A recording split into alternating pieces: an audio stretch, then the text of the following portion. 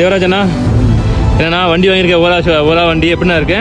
ஓலா வண்டி வாங்கினா புக் பண்ணி ஒரு 15 நாளுக்கெல்லாம் வண்டி கொடுத்துட்டாரு இருக்கா. சரி. 15 நாள் ஆன பின்னாடி ஒரு மாதம் ஓடிச்சியா. சரி. ஒரு மாதம் ஓடின பின்னாடி இந்த மதர் ப்ராப்ளமா போயிட்டு ரெடி பண்ணி சொல்லி ஷோரூமுக்கு ஆட்டோவில் எடுத்துன்னு போனோம். சரி. ஆட்டோவில் ஒத்திட்டு அவங்க ஷோரூம் தானே வண்டி எடுத்துன்னு போனாரு. 2 டைம் ஆட்டோவில் எடுத்துன்னு போனோம். சரி. ஃபர்ஸ்ட் ஒரு டைம் ரெடி பண்ணி கொடுத்து 15 நாள் திருப்பி ரிப்பேரி. சரி. டிஸ்பிளேனே வராதாயிடுச்சு.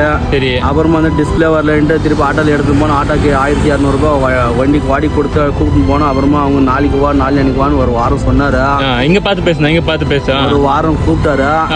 ஒரு வாரம் ஆன பின்னாடி அவங்க வண்டியை ரெடி பண்ணல, அதுக்கு என்ன பார்ட்ஸ் வரல, அது வரல, இது வரலன்னு சொல்லிட்டே இருந்தாரு. சரி. நானும் 3 டைம் போனோம். ஓனரை கூப்பினா வாங்கி கொடுத்து ஓனரை கூப்பினா. அப்புறமா வந்துட்டு அவன் அது வரல இது வரலன்னாரு. அப்புறமா நாங்கெல்லாம் ஒரு 10 ஆள் சேர்ந்து எல்லாம் ஃபுல் பிரச்சனை ஆயிடுச்சு. சரி. அப்புறமா வந்துட்டு வேற வண்டியில் இருக்கிற சாயங்காலம்ல ரெடி பண்ணல எனக்கு காசு என்ன இருக்கு அது கொடுத்துட்டான்னு சொன்னோம். அப்புறமா சாயங்காலம்ல ரெடி பண்ணதால 3 நாள் டைம் கூடனாரு. சரி. அப்புறமா ஃபுல் சண்டே ஆயிடுச்சு.